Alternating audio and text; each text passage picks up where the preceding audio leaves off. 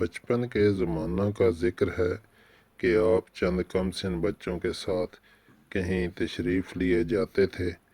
راستہ میں ایک مجذوب مل گیا جس نے نہایت عزت کے ساتھ آپ کو دیکھا اور اپنی چادر بچھا کر آپ کو اس پر بٹھایا۔ حضرت کے ساتھی لڑکوں کو آپ پر رشک آیا۔ اس مجذوب کامل سے پوچھنے لگے کہ آخر ان کی اس قدر توقیر کیوں کی، مگر اس نے کچھ بھی نہ بتایا۔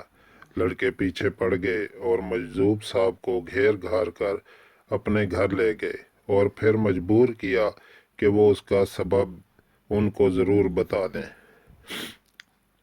مجذوب صاحب اصرار سے تنگ آ گئے تو فرمانے لگے کہ بھائی یہ لڑکا کوئی معمولی لڑکا نہیں ہے۔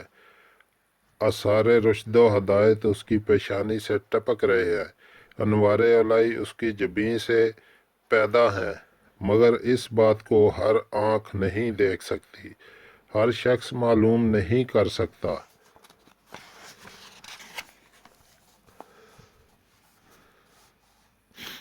تاب ہر آنکھ کب لاتی ہے اس کے نور کی، دیدۂ موسیٰ ہو تو دیکھے تجلی طور کی۔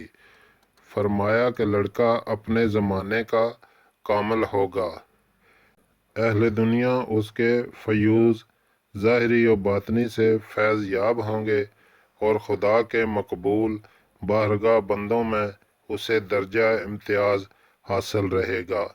اس پیشین گوئی کے بعد مجذوب صاحب چلے گئے، لیکن جب آپ کا فیضان جلال پور میں چمک رہا تھا اور آپ مسند ولایت پر متمکن تھے تو وہ مجذوب صاحب پھر تشریف لائے۔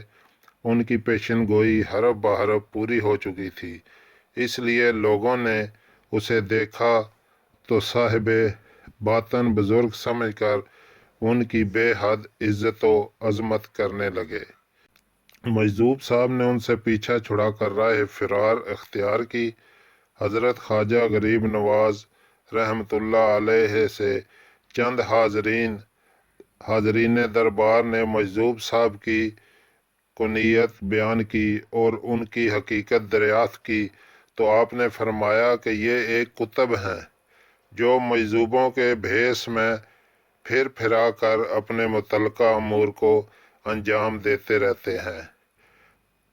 خاکساران جہاں را باحکارت منگر، تو چائے دانی کے دریں گرد سوار باشت۔ قول شخص ولی را ولی میں شناسد۔ آپ نے اپنے علم باطنی کے ذریعہ سے اس کو پہچان لیا، ورنہ دوسرے لوگ اس کے مرتبہ سے کما حق کا ہرگز واقف نہ ہو سکتے تھے۔ بیس میں انسان کے کیا جان پوشیدہ ہے کون، آدمی کے واسطے چشم بصیرت چاہیے۔